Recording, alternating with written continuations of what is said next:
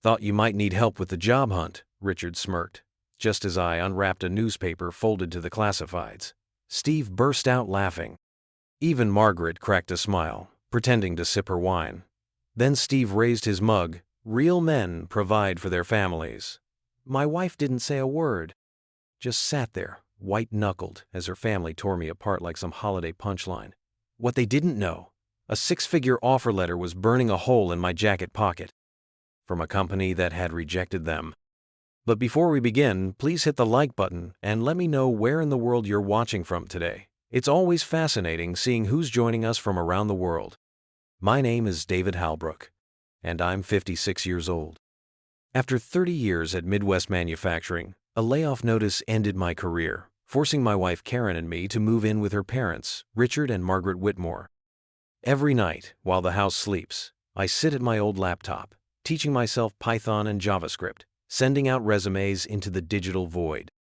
My brother-in-law Steve snide comments about keeping up with technology echo through dinner conversations, while Karen squeezes my hand under the table.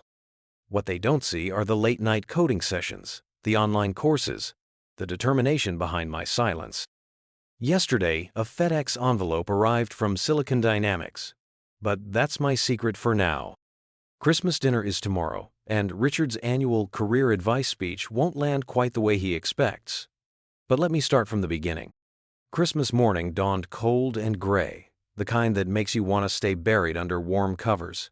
But I was up early, helping Karen string some last-minute garland around the living room. You know that feeling when you're trying to patch up a sinking ship?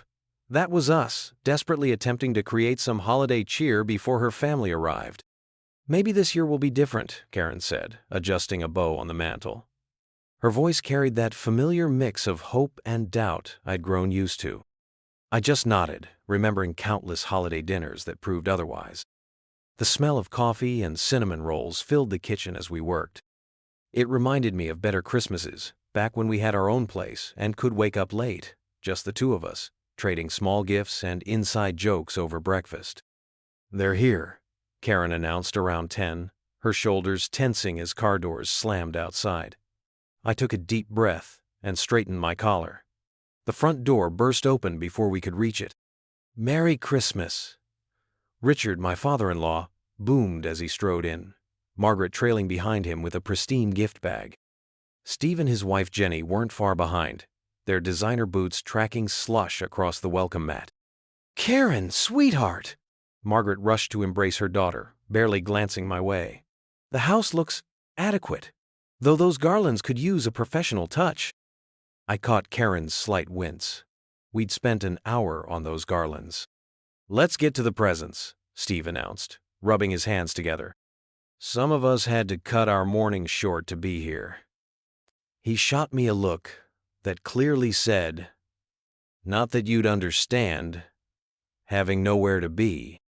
We gathered in the living room, perching on various chairs and sofas. The gift exchange started pleasantly enough. Karen got a spa package from her parents. Steve and Jenny received matching Apple Watches. I sat quietly, nursing my coffee, waiting for the other shoe to drop. "Oh, David," Richard said finally, his voice dripping with false warmth. "Almost forgot about you." He reached behind his chair and pulled out a thin package wrapped in red paper. Something special I picked out myself. The room went quiet. Karen's hand found my knee, squeezing gently. I carefully unwrapped the package, though I already knew it wouldn't be anything good. As the paper fell away, I found myself staring at yesterday's newspaper, folded to the classified section. A few entry-level positions were circled in red ink. The laughter started with Steve, sharp and mean, before spreading to the others. Even Margaret's usual refined demeanor cracked as she covered her mouth, shoulders shaking. "Thought you might need some help with the job hunt," Richard said, wiping his eyes. "These ones even offer training. Perfect for someone your age trying to restart." My ears burned hot enough to melt steel, but I forced my lips into what I hoped passed for a smile. The offer letter in my jacket's inner pocket seemed to pulse against my chest like a second heartbeat. "Real men provide for their families," Steve added, raising his coffee mug in a mock toast. "But I guess some of us missed that memo." Jenny's high-pitched giggle followed his words, and I watched Karen's knuckles go white around her own mug. The urge to pull out that letter, to slap it down on the coffee table and watch their smug faces crumble, was almost overwhelming. My fingers twitched toward my jacket pocket. But no, not yet. I'd waited this long. I could wait a little longer. Thanks for thinking of me, I managed, folding the newspaper carefully and setting it aside. The classified section crinkled mockingly, and I could feel Richard's disappointment that I hadn't given him a bigger reaction to play with. Karen squeezed my knee again, harder this time. When I glanced at her, I saw a mixture of apology and helplessness in her eyes that made my chest ache. She knew what they were doing was wrong, but years of family dynamics had trained her to stay silent. I reached down and covered her hand with mine, running my thumb across her knuckles. The letter waited in my pocket, our secret ace in the hole. Let them have their fun for now. The afternoon dragged on like a bad hangover. I kept myself busy in the kitchen, arranging appetizers on serving trays and topping off wine glasses. Anything to keep my hands occupied and my mind off the constant sideways glances. You know that feeling when you walk into a room and everyone suddenly goes quiet? Try living it for hours straight. Can't believe she puts up with. Margaret's whisper drifted from the living room, followed by Jenny's poorly concealed snicker. I focused on arranging the cheese plate, pretending I hadn't heard. Need any help?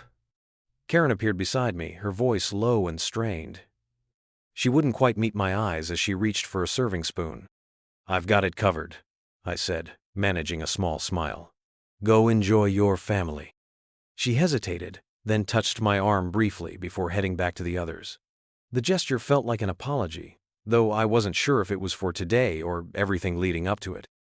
Remember those old family gatherings where your aunt would pinch your cheeks and tell you how much you'd grown?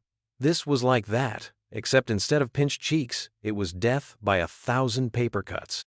David, Richard called out. We're running low on ice. Be a sport and check the garage freezer? I knew damn well there was plenty of ice in the kitchen, but I nodded and headed for the garage anyway.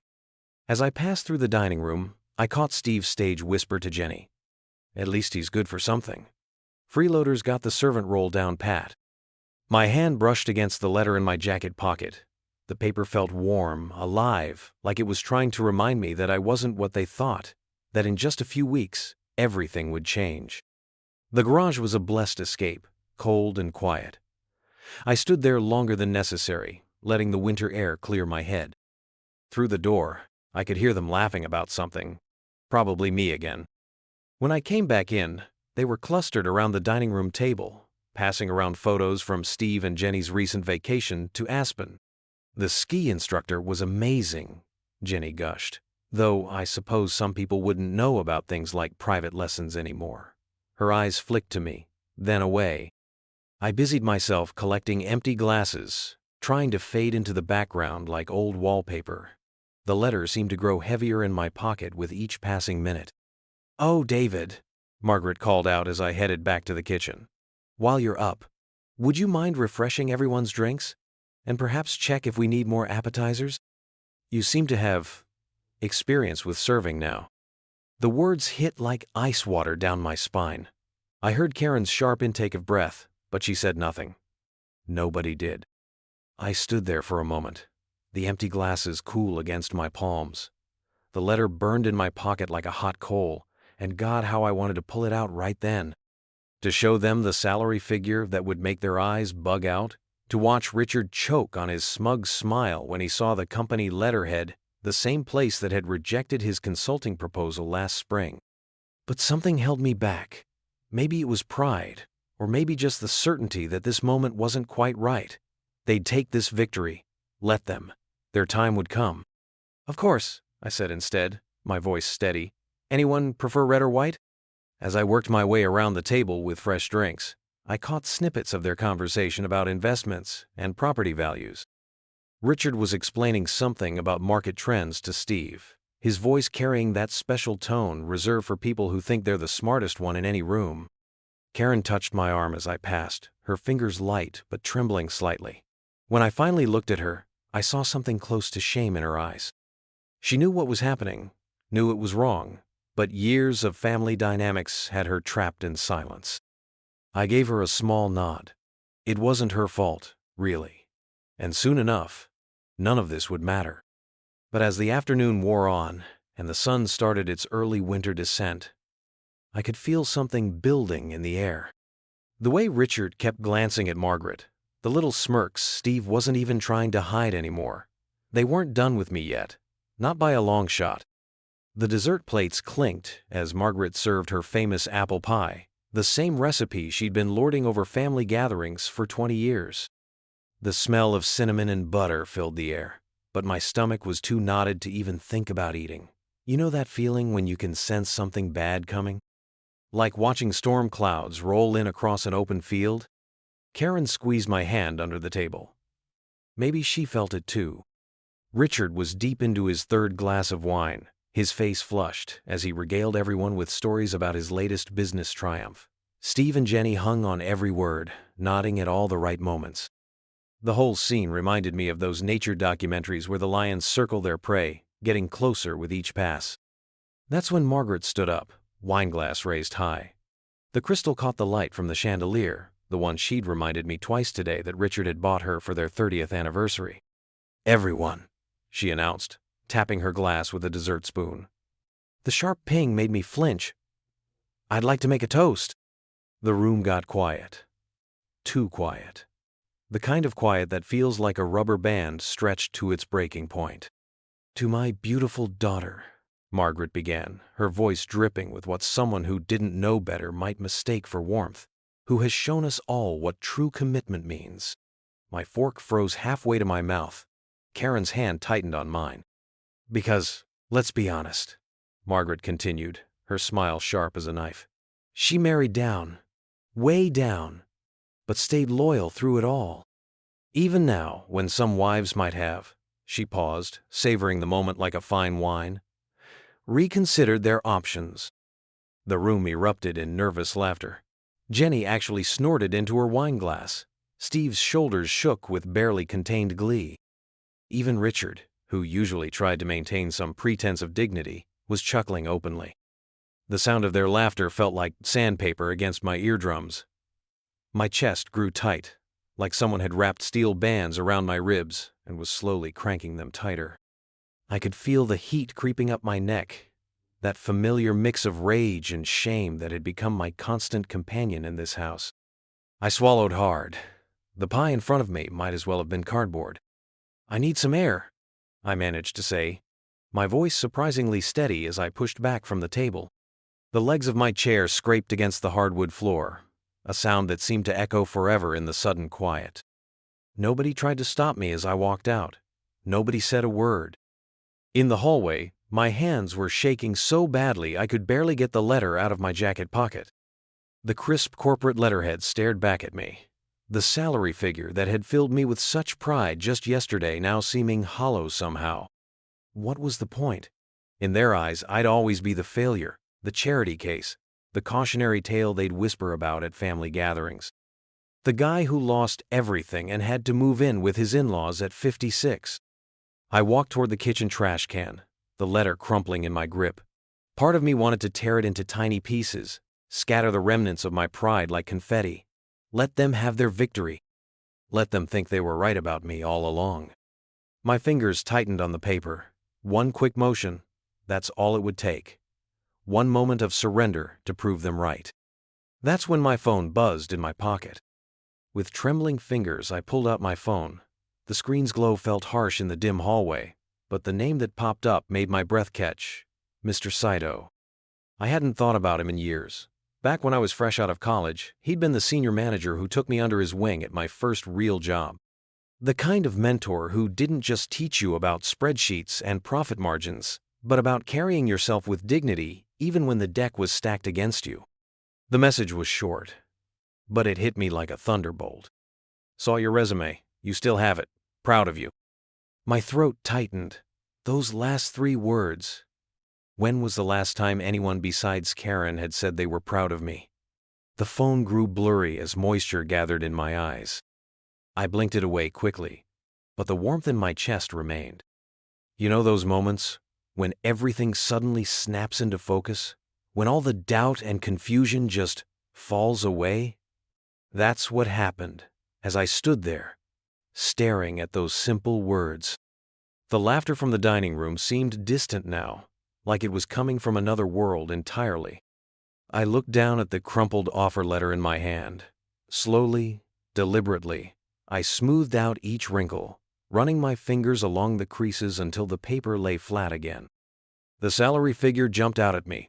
$145,000, plus stock options, remote work, full benefits.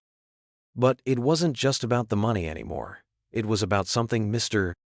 Saito had told me decades ago, on a night when I'd been ready to quit after a particularly brutal presentation. Your worth isn't measured by their mockery, David. It's measured by your resilience. I folded the letter carefully, tucking each corner with precision until it fit perfectly back into my jacket pocket. My hands weren't shaking anymore. The hardwood floor creaked under my feet as I straightened my shoulders. The weight of their judgment, which had felt so crushing just minutes ago, seemed to lift with each breath. I adjusted my glasses, ran a hand through my graying hair, and felt something I hadn't experienced in months. Certainty. I didn't need to shout. I didn't need to match their cruelty with anger. The truth would do all the heavy lifting for me. The dining room door loomed ahead. Behind it, I could hear Margaret launching into another story, probably about how successful Jenny's catering business was doing. Steve's booming laugh punctuated whatever punchline she'd just delivered. My hand rested on the doorknob. The cool brass against my palm felt like an anchor, grounding me in this moment. Through the wood, I heard Richard's voice. Maybe we should check on him, make sure he's not too upset. More laughter. But for the first time in months, their amusement didn't sting, because I knew something they didn't, something that would change everything. I took one last look at Mr. Saito's message before sliding the phone back into my pocket. The corner of the offer letter crinkled softly against my chest as I moved, like a secret ally whispering encouragement. Karen would be worried by now. She always tried to protect me from her family's worst moments, even though we both knew she couldn't. But tonight, she wouldn't have to. Tonight, I would stand on my own 2 feet. I squared my shoulders and turned the doorknob. The sound of it clicking open seemed louder than usual, more final somehow, like the sound of a chess piece being set down for a winning move. They wanted to see me broken? They were about to see something very different instead. Not with shouting, not with accusations, just with the simple, undeniable truth that I'd earned on my own. The truth that had been sitting in my pocket all along, waiting for exactly this moment. I pushed the door open and stepped back into the warm light of the dining room. I stepped back into the dining room with a calm I hadn't felt in months. The warmth from the chandelier cast everything in a golden glow, making the wine glasses sparkle and the dessert plates shine. Nobody looked up. They were too busy laughing at something Richard had just said, probably another dig at my expense. Karen caught my eye as I slid back into my seat. Her expression shifted from concern to curiosity when she saw my face. She knew me well enough to recognize when something had changed. Margaret was in full swing, gesturing with her wineglass as she held court. And then Jenny landed that catering contract with the country club. Isn't that wonderful? She beamed at my sister-in-law, who preened under the attention. Now that's what I call entrepreneurial spirit. Speaking of business sense, Richard chimed in, swirling his brandy. Did you see the market reports this morning? My portfolio's up another 12%. He cast a sideways glance at me, his meaning clear. Unlike some people who can't even hold on to a job. Steve, my brother-in-law, leaned back in his chair, patting his stomach. Nothing beats good old-fashioned business acumen. You either have it, or... He trailed off, letting everyone fill in the blank while examining his manicured nails. The familiar heat of shame tried to rise in my chest, but this time it met something stronger. I thought of Mr. Saito's text message, of all those late nights learning new systems, of the countless applications and interviews, of the letter in my pocket. I reached for my wineglass, letting the conversation flow around me. Margaret was already onto her next topic, how her friend's son had just made partner at his law firm. The perfect segue for more subtle jabs about success and failure. My hand didn't shake at all as I reached into my jacket pocket. The letter felt crisp and official as I unfolded it carefully, smoothing it against the tablecloth next to my half-eaten slice of apple pie. The company letterhead caught the light. I cleared my throat quietly. No one stopped talking. I cleared it again, a bit louder this time. "Yes, David?" Margaret's voice dripped with forced patience. "Did you need something?" "Actually," I said, keeping my voice steady and calm, "I wanted to share some news." The room's attention shifted to me, though I could see Richard already starting to smirk, probably expecting another fumbling attempt at defending myself. "I start next month," I said evenly. $145,000, plus stock options. The silence that followed was absolute. You could have heard a pin drop on the thick carpet. Jenny's fork, loaded with a bite of pie, stopped halfway to her mouth. Steve's face froze mid-sneer. Richard's brandy glass hovered an inch above the table. Karen's eyes widened as she processed what I'd just said. Then, slowly, a smile spread across her face.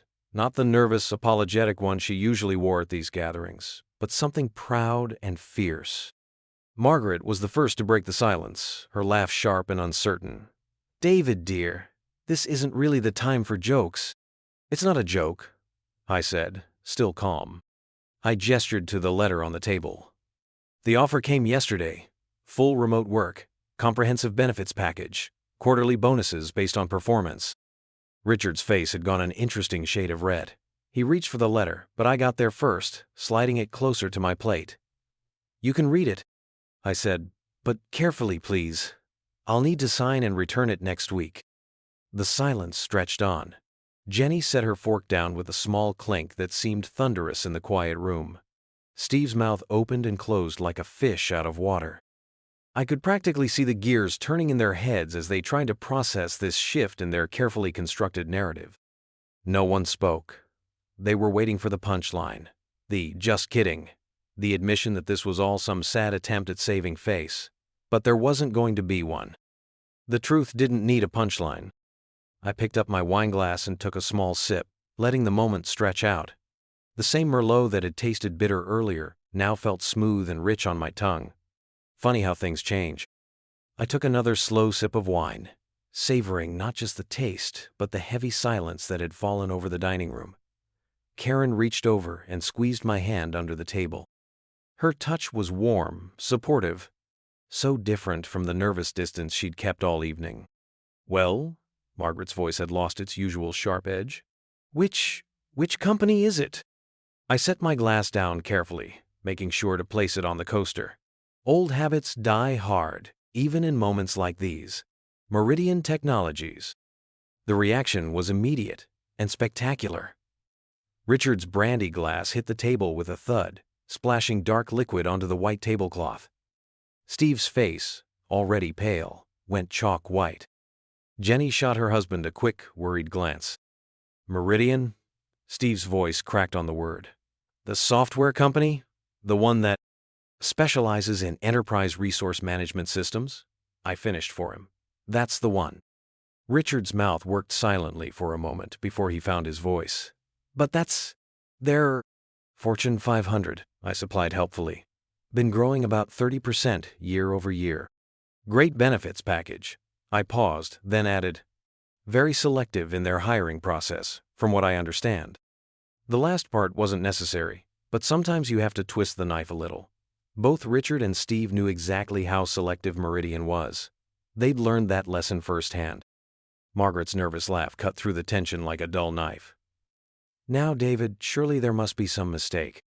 Richard spent months trying to get an interview there, and Steve..." She caught herself, but too late. "Did he?"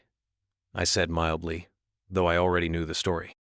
Karen had told me months ago how both her father and brother had applied multiple times, each rejection hitting harder than the last. That must have been disappointing. Steve's face had shifted from white to red. "How did you..." He swallowed hard. "I mean, what position?" "Senior Operations Manager, Enterprise Division." I kept my voice casual, like I was discussing the weather. They liked my experience with legacy systems integration. Apparently, there's quite a demand for people who understand both the old and new ways of doing things. Richard's hand was clenched around his brandy glass so tight I thought it might shatter. 30 years of watching me from above, and now he couldn't even meet my eyes. Steve had slumped in his chair, All his usual swagger evaporated like morning dew. Jenny broke the silence with a forced brightness. "Well, that's wonderful news, David, isn't it, everyone?" No one answered. The quiet in the room was absolute, broken only by the tick of the grandfather clock in the corner.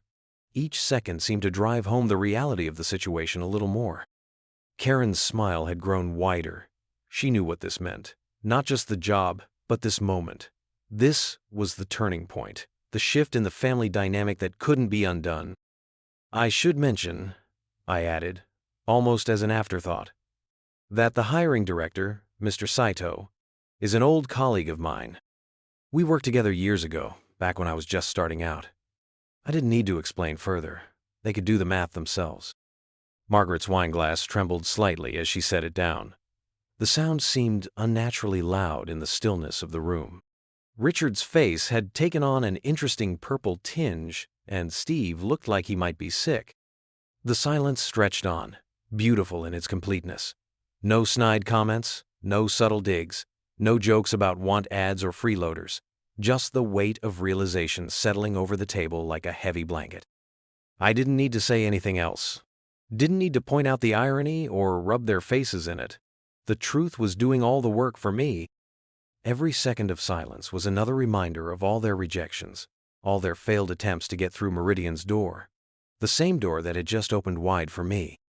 Karen squeezed my hand again, and I squeezed back. The apple pie sat forgotten on our plates, but I'd never felt more satisfied. The morning after Christmas always had a certain feeling in our house. Usually rushed cleanup, leftover pie for breakfast, and endless rehashing of who got what.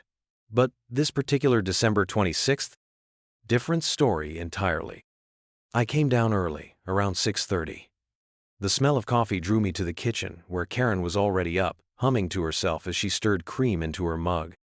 The sound took me back to our first apartment, where she'd hum while getting ready for work, the morning sun catching her hair just so. Some things never change. "Morning," I said, reaching for my favorite cup.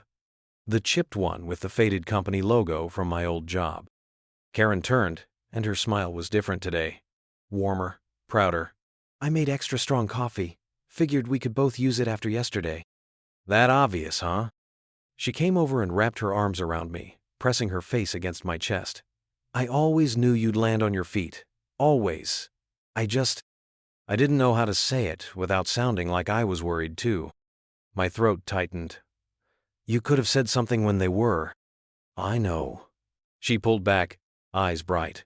"I should have. But watching you handle it yesterday, that was better than anything I could have said. You showed them exactly who you are." The house creaked above us. Someone else was up. Karen squeezed my hand once more before moving to get breakfast started. Within minutes, Margaret appeared in her silk robe, followed shortly by Richard. Neither looked at me. Margaret muttered something about toast and busied herself with the toaster, while Richard vanished behind his newspaper. The silence was thick enough to cut with a knife. Remember those old westerns where everyone in the saloon goes quiet when the gunslinger walks in? Kind of felt like that, except I was just a middle-aged guy in his pajamas holding a coffee mug. Steve stumbled in last, looking rough. He made a beeline for the coffee pot, carefully maneuvering around me like I was some kind of obstacle he had to avoid. The whole kitchen dance was almost comical. 3 people trying to prepare breakfast without acknowledging my existence. My phone buzzed in my pocket. Mr. Saito's number lit up the screen.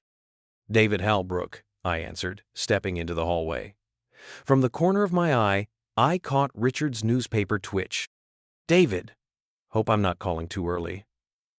"Mr. Saito's voice was warm, familiar. "Just wanted to confirm everything's set for January 2nd. HR will email your onboarding paperwork today." "Looking forward to it, sir." I kept my voice casual, but loud enough to carry. 9 a.m. start time, correct? "That's right. And David, drop the sir. We're colleagues now." We chatted for a few more minutes about the project I'd be starting on. When I hung up, I walked back through the living room where Richard and Margaret had relocated. Richard's newspaper was still up like a shield, but I noticed his knuckles were white where he gripped the pages. Karen was waiting in the kitchen, that same proud smile on her face. January 2nd? "Mm-hmm. Just over a week to get ready." She nodded, then lowered her voice. Mom asked me last night if you'd really gotten the job. She thought maybe you were. Well, making it up? I couldn't help but chuckle. Guess Mr. Saito's call just answered that question. I think Dad's already called his friend in HR there. You know, the one who kept rejecting Steve's applications? That explained the newspaper death grip. I almost felt bad. Almost. The rest of the morning played out like a silent movie. People moved around me in careful orbits, finding sudden interest in their phones or the weather outside whenever I entered a room. Even Steve, usually quick with a cutting remark, kept his eyes glued to his laptop screen. It was strange, this new quiet. Not uncomfortable, more like the calm after a storm. All those months of snide comments and loaded suggestions reduced to awkward silence. You could almost hear the gears turning in their heads, recalculating everything they thought they knew about their daughter's disappointing choice in husbands. Karen caught me in the hallway before lunch, her eyes dancing. You know what the best part is? She whispered. They can't even complain about it to anyone. Imagine them trying to explain to their friends why they're upset that their son-in-law got a 6-figure job at Meridian. I hadn't thought about that.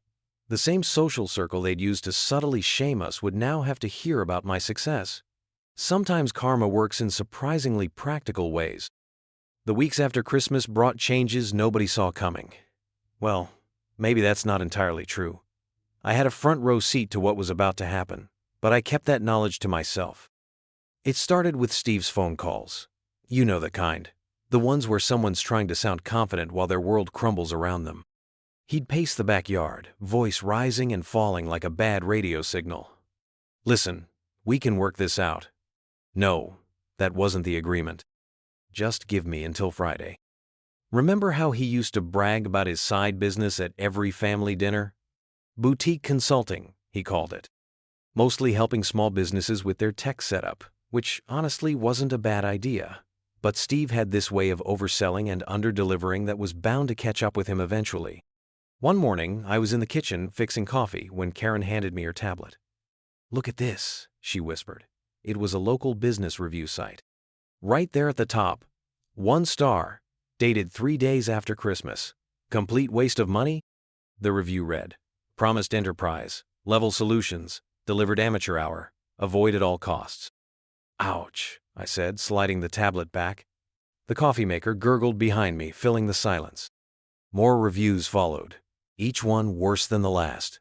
Turns out when you spend years building your reputation on bluster and borrowed expertise, it doesn't take much for the whole thing to topple. Like those Jenga towers my kids used to build. One wrong move and everything comes crashing down. Steve's swagger disappeared first. No more loud phone calls about closing big deals or disrupting the market. Instead, he started sneaking around like a ghost, speaking in whispers when his phone rang. Margaret and Richard stopped mentioning his business at dinner. Funny how quick they were to drop their favorite conversation starter. But here's where it gets interesting. About 2 weeks into January, I was settling into my new role at Meridian when a message popped up from HR.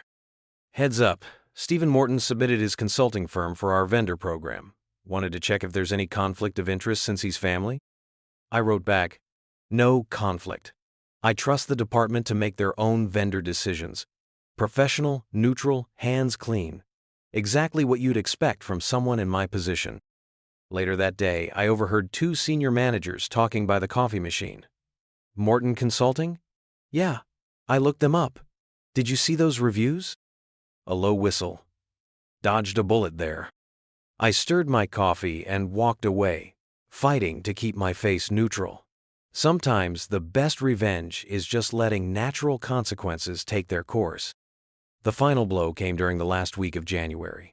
Steve had been trying to pivot his business, throwing everything at the wall to see what stuck, but word travels fast in our industry. Those 1-star reviews followed him like persistent shadows. I was working late one evening when Karen called. Steve just left, she said. Mom and Dad are beside themselves. Apparently he's shutting down the business. What happened? His last big client pulled out. Something about reputation concerns. He's going back to his old job, you know, the one he was too good for. I made a non-committal sound, but inside, I felt a strange mix of emotions. Not joy, exactly. Watching someone's dreams collapse isn't fun, even if that someone made your life miserable for months. But there was definitely a sense of balance being restored. The next morning, I passed Steve in the hallway. He looked smaller somehow, his designer shirt wrinkled, his usual smirk replaced by something closer to a grimace. Our eyes met briefly. I nodded. He nodded back. Nothing else needed to be said. That evening, I overheard him talking to Richard in the study.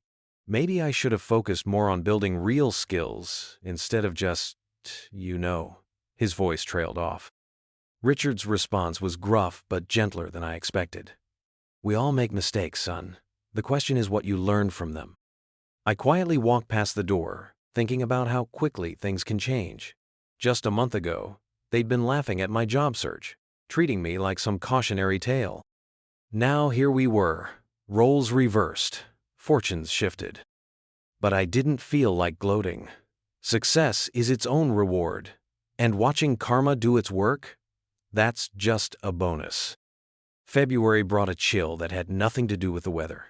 You know that feeling when a room goes quiet the moment you walk in? That became my new normal. Richard and Margaret would suddenly find their phones fascinating, or remember urgent errands. The few words they did spare me were clipped, formal, like talking to a stranger who'd wandered into their home. Karen noticed it too. One morning, as we shared coffee in our bedroom, our new ritual to avoid the Arctic breakfast table downstairs, she brought it up.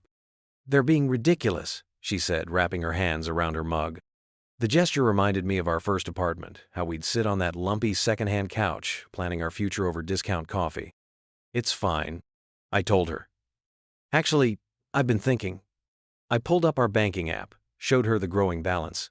"We could start looking for our own place." Her eyes lit up, then dimmed slightly. "Mom and Dad would take it personally?" Pretty sure we crossed that bridge at Christmas dinner. I couldn't help but smile. Besides, my salary kicks in next week.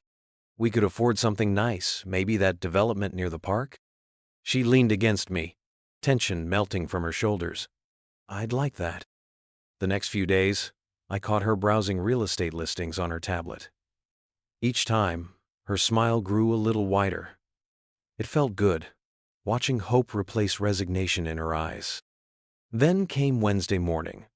I was setting up for my first virtual leadership meeting at Meridian when the attendee list populated my screen. There, nestled between Martinez, Elena, and Peterson James, was a name that made me do a double take. Morton, Richard, candidate interview. I nearly spilled my coffee.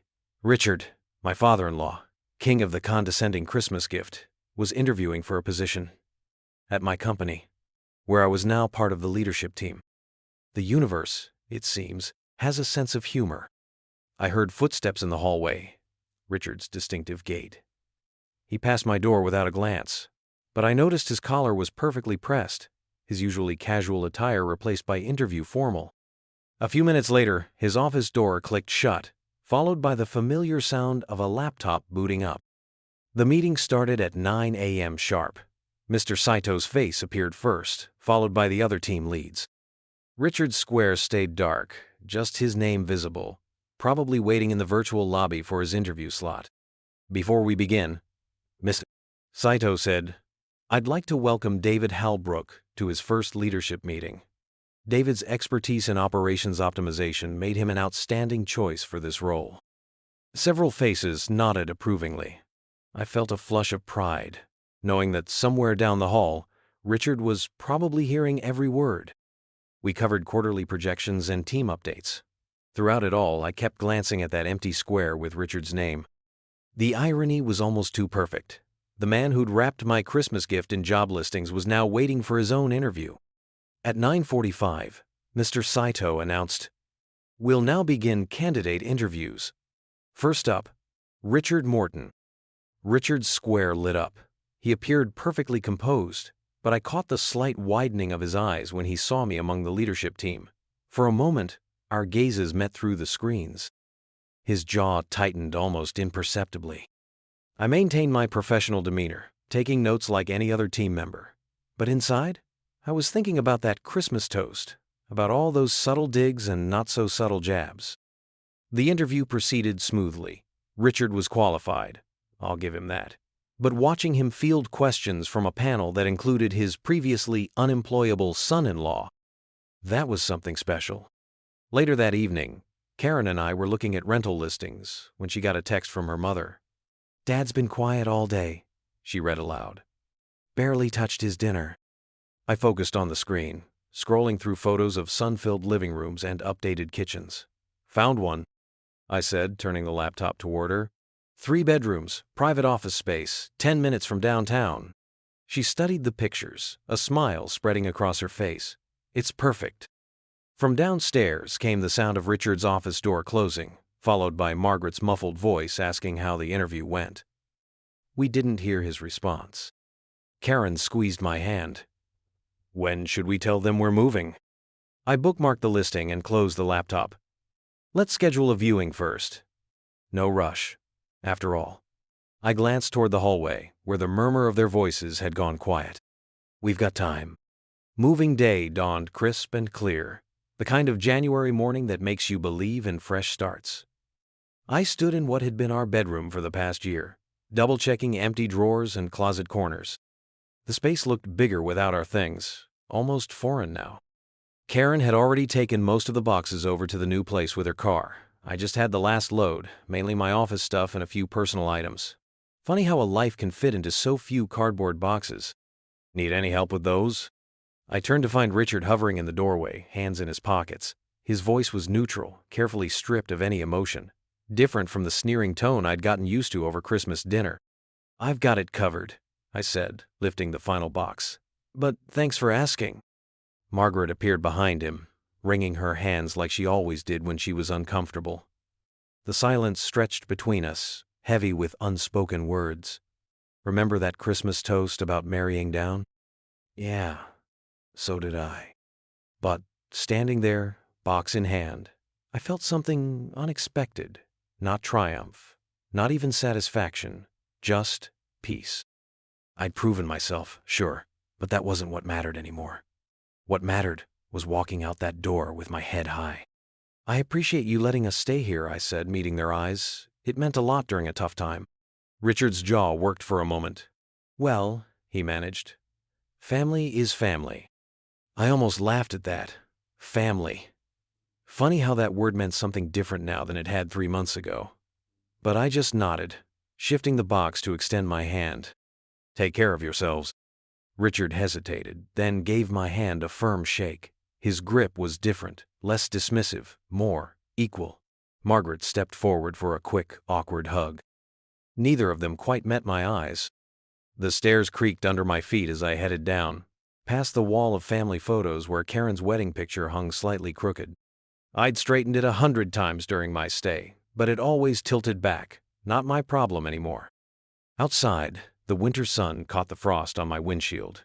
I loaded the box carefully, making sure nothing would shift during the drive.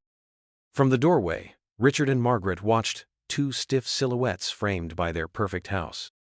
I could have said more. Could have mentioned the leadership meeting, or Richard's interview, or how their precious company had chosen me over their son. Could have thrown every condescending comment back in their faces. Instead, I gave them a simple wave. Thanks again. The drive to our new place took exactly 12 minutes. Each one felt like stepping further into a future I'd chosen, not one I'd settled for. The apartment complex rose ahead of me, modern and bright. Karen's car was already parked in our designated spot. I found her in our new kitchen, unpacking dishes with careful precision.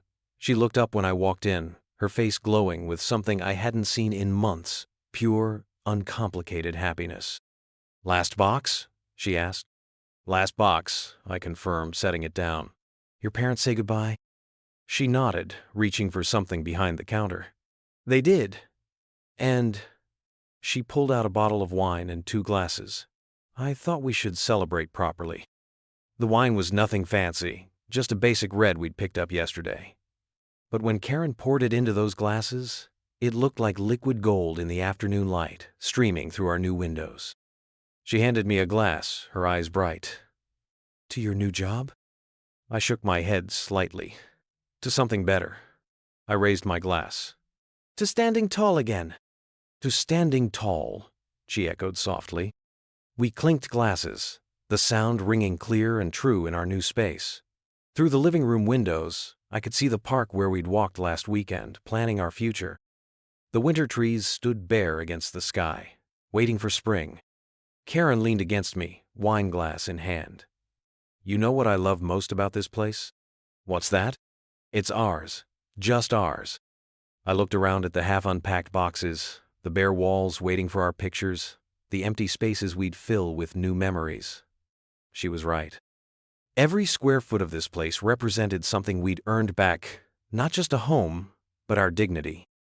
The rest of the afternoon stretched ahead of us, full of boxes to unpack and furniture to arrange.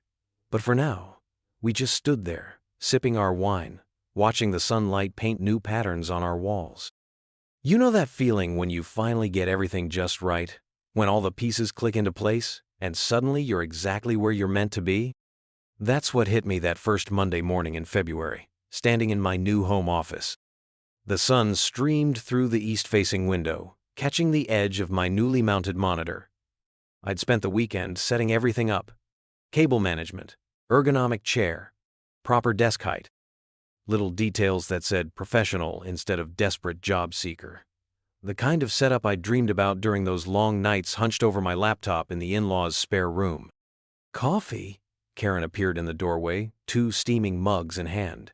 She looked different these days, lighter somehow, like she'd shed a weight I hadn't even realized she was carrying. Thanks. I took the mug, breathing in the rich aroma. Another upgrade. We'd splurged on good beans now that we could afford them again. Just finishing up here. She nodded toward the wall behind my desk. Still need help with that? The offer letter sat on my desk, carefully preserved in a simple black frame we'd picked up yesterday. I'd been staring at it for 10 minutes, trying to decide on the perfect spot. Actually, I lifted the frame, testing different heights. What do you think? Eye level or higher? She stepped back, head tilted. Eye level. You want to see it when you're working, right? To remember. Remember. Yeah, I did. Not the humiliation or the anger. Those feelings had faded faster than I'd expected. What I wanted to remember was that moment at the Christmas dinner table, when everything shifted, the silence, the shock, the way 30 years of professional experience suddenly meant something again. I hung the frame carefully, making sure it was perfectly level. The company letterhead caught the morning light, making the words almost glow. Dear Mr. Halbrook, we are pleased to offer you. Karen squeezed my shoulder. Perfect. She was right. Everything about this space felt perfect. The desk faced the window, giving me a view of the neighborhood park. My dual monitors sat at exactly the right height. Even my coffee had its designated spot, on a coaster Karen had brought back from her last business trip. First team meeting at 9? She asked. I checked my watch, a small indulgence I'd allowed myself with my first paycheck. 8:45. Mr. Saito likes to start early. Saito, she smiled. Still can't believe he remembered you after all these years. Good mentors never forget. I took a sip of coffee, remembering his text from Christmas night. Those few words had changed everything. Saw your resume. You still have it. Proud of you. The morning light shifted, throwing the shadow of my monitor across the desk. It reminded me of something. Those early mornings in the in-laws' house, when I'd slip downstairs before dawn to work on job applications. The house would be dead quiet, except for my typing. Sometimes I'd catch Richard watching me from the kitchen, that mix of pity and judgment in his eyes. Now here I was, in my own space, about to start my 4th week at a job that paid more than Richard had ever made. The irony wasn't lost on me. I settled into my chair, adjusting it one last time. The ergonomic support felt worlds better than the rickety kitchen chair I'd used at the in-laws. My screen came to life with a soft hum, displaying the company logo. Karen lingered in the doorway. You know what's funny? Dad called yesterday. Asked if you were settling in okay at the new job. I glanced at her, surprised. Really? She nodded. First time he's mentioned you in weeks. Didn't say much else, but... She shrugged. Maybe it's a start. Maybe. But honestly, I didn't need it to be. The silence from the in-laws didn't bother me anymore. I had everything I needed right here. My own space, my dignity, and most importantly, my peace of mind. I pulled up my calendar, checking the day's schedule. 3 meetings, 2 project reviews, and a one-on-one with Saito. A full day, but the good kind of full. The kind that meant people valued your input, trusted your judgment. The morning sun climbed higher, warming my shoulders through the window. In 15 minutes, I'd joined my first meeting of the day. But for now, I just sat there, taking it all in. The quiet, the light, the fresh coffee, the framed letter on the wall. Something was still missing, though. Some final piece that would make this new chapter complete. I couldn't quite put my finger on what it was, but I knew it would come. My laptop chimed with a new notification. I glanced at the screen and almost laughed. There it was, a LinkedIn connection request from Tommy, my brother-in-law. The same guy who'd spent Christmas dinner smirking at my unemployment now wanted to join my professional network. You know what's funny about karma? It doesn't announce itself with trumpets or fanfare. Sometimes it just slides into your inbox on a Tuesday morning, quiet as can be. I clicked ignore without a second thought. Then I spun my chair around, taking in my office, my real office, in my own home. The morning sun streamed through the window, catching the glass of my framed offer letter. The way it caught the light made the company letterhead shimmer slightly, like it was winking at me. The room still had that new paint smell, mixed with coffee and the leather of my chair. Karen had helped me pick the color, a soft gray that reminded me of early morning fog. Professional, but warm. Nothing like the cramped corner I'd carved out in her parents' house. My eyes drifted to a small yellow sticky note on my monitor. I'd written it my first day. "You earned this." Simple words, but they meant everything. Back in December, I couldn't even look at myself in the mirror some mornings. Now? Well, let's just say the view had improved considerably. The sticky note had started to curl at the edges, maybe from the heat of the monitor, maybe from time itself, but I kept it there. Not because I needed the reminder anymore, but because it marked how far I'd come. Remember those late nights at the in-laws, hunched over my laptop while everyone slept? The sound of my keyboard clicking away probably drove them crazy. Good. Every rejection email, every unanswered application. They all led here. To this room. This moment. My phone buzzed. A text from Mr. Saito about our afternoon meeting. These days, our conversations weren't about survival or second chances. They were about strategy, growth, future plans. The kind of talks I used to have before everything fell apart, back when I thought I had it all figured out. I'd been wrong then, thinking I had it figured out. But I wasn't wrong now. You want to know the best part? I couldn't remember the last time I'd heard Richard's voice in my head. You know, that constant replay of every cutting remark, every dismissive grunt. Those memories had faded like old photographs left in the sun. Not gone completely, but washed out enough that they'd lost their sting. A car door slammed outside. Through my window, I watched a neighbor heading to work, travel mug in hand, rushing to beat traffic. That used to be me, racing against time, desperate to prove something. Now? I turned back to my desk, picked up my own coffee mug, the one Karen gave me for our anniversary, and took a slow sip. The coffee was still hot, just the way I liked it. My calendar showed 3 meetings today, all with people who valued my input. No one questioning my worth, no one keeping score, just professionals doing what they do best. The offer letter caught the light again. You know what's weird? It wasn't even about the money anymore. Sure, the salary was nice, more than nice, if I'm being honest. But that wasn't what made me frame it. I framed it because it represented something bigger, perseverance. Respect. That's what I'd been chasing all those months. I thought it came from a paycheck, from status, from other people's approval. But I'd had it backward. Real respect, the kind that lasts, comes from perseverance, from getting knocked down and getting back up, from staying quiet when you want to scream and speaking up when it matters most. I turned back to my laptop where Tommy's ignored connection request still hovered at the edge of my screen. Poor guy. He probably thought he was being clever, trying to network his way back into relevance. But he'd missed the point entirely. Success isn't about who you know or even what you know. It's about who you become when everything falls apart. The sun climbed higher, warming my shoulders through the window. My office felt different now, complete somehow. That missing piece I couldn't identify before? It wasn't anything physical. It was this moment right here, sitting in my own space, on my own terms, finally understanding what real respect meant. I believe stories like this find us for a reason. If this one touched you, please subscribe. I share a new one every day, and tomorrow's might be the one your heart's been waiting for.